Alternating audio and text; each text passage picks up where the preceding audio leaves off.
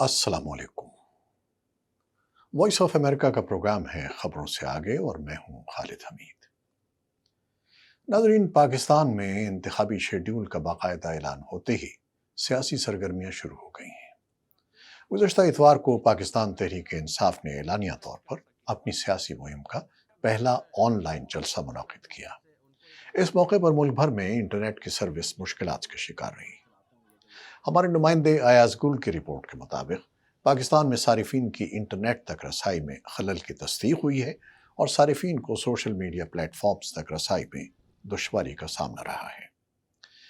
इस बारे में हुकूमत के इंटरनेट को कंट्रोल करने वाले इदारे PTA ने कोई बयान जारी नहीं किया और इंटरनेट पर बाज़ प्लेटफॉर्म्स बंद करने के बारे में कोई हुकूमती मौक़िफ़ सामने नहीं आया। इसके बावजूद पाकिस्तान तहरीक इंसाफ ने दावा किया है कि उनके इतवार के वर्चुअल जलसे में फेसबुक, यूट्यूब और ट्विटर पर लाखों अफराद ने यह जलसा देखा और ट्विटर पर पहले 4 टॉप ट्रेंड इस जलसे से मुताल्लिक थे और 65 लाख से ज़ायद ट्वीट्स की गई थी। इस्लामाबाद में वॉइस ऑफ अमेरिका के नुमाइंदा सारा जमान की रिपोर्ट के मुताबिक ह्यूमन राइट्स वॉच के सरूप एजाज कहते हैं कि पाकिस्तान में इंतखाबी सियासत, मकबूलियत और आवाम की रजा के अलावा दीगर अवामिल भी सियासत पर असरअंदाज होते हैं।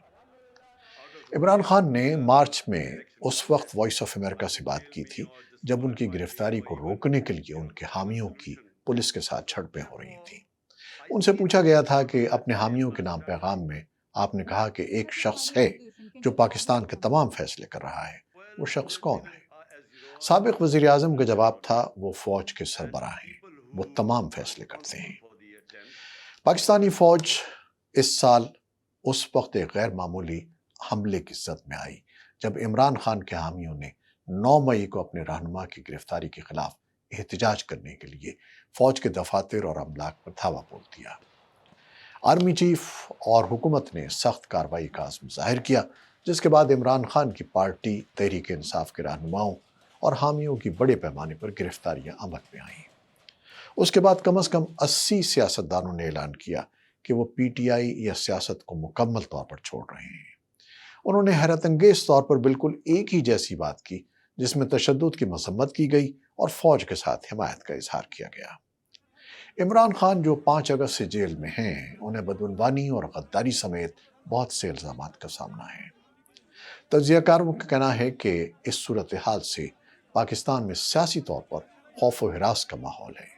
पाकिस्तानी मीडिया से इमरान खान का नाम और चेहरा गायब कर दिया गया है और उन्हें ओहदे के लिए नाअहल करार दिया गया है। लेकिन क्या इसके बावजूद वो आवाम के वोट हासिल कर सकेंगे?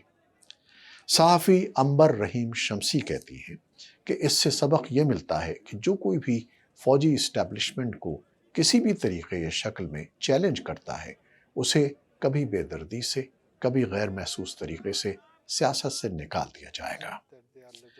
नवंबर में वॉइस ऑफ अमेरिका की सारा जमान से बात करते हुए पाकिस्तान के निगरां वज़ीर आज़म अनवारुल हक काकड़ ने कहा था कि वो इंतखाबी मुबस्सरीन को मुतमईन करना चाहते हैं, लेकिन आवाम के मुतमईन होने के बारे में उन्होंने कोई बात नहीं की। उन्होंने कहा था कि हम इख्तिदार अगली मुंतखब हुकूमत के हवाले कर देंगे, चाहे वो कोई भी हो। बाकी सियासी तनाज़ात और बहस चलती ही रहेगी।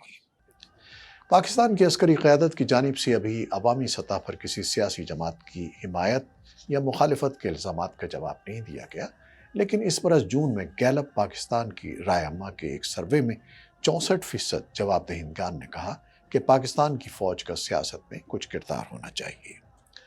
दूसरी तरफ इंतखाबी शेड्यूल का ऐलान होते ही मुल्क की बड़ी सियासी जमातों ने इलेक्शन की तैयारियां शुरू कर दी हैं।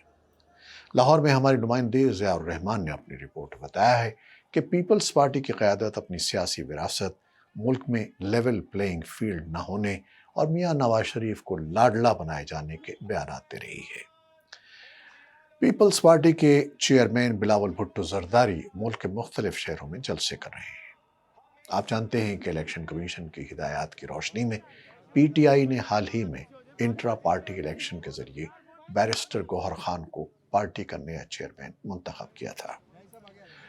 तज्जियाकार और कालम नवीस सुहेल वड़ाइच के ख्याल में PTI का बयानिया तो मुज़ाहमत पर मबनी है और वो पहले से सामने आ चुका है, लेकिन पीपल्स पार्टी और मुस्लिम लीग नून के लिए मुश्किल ये है کہ یہ دونوں سیاسی جماعتیں ایک ساتھ حکومت میں رہی ہیں اور انہیں نئے سیاسی نعرے اور بیانیے کی ضرورت ہے۔ مسلم لیگ نون کے قائد نواز شریف الیکشن کے لیے اپنی جماعت کے امیدواروں کو ٹکٹوں کی تقسیم کے لیے انٹرویوز کر رہے ہیں اور ڈویژن کی سطح پر اپنی جماعت کے اجلاسوں کی صدارت کر رہے ہیں۔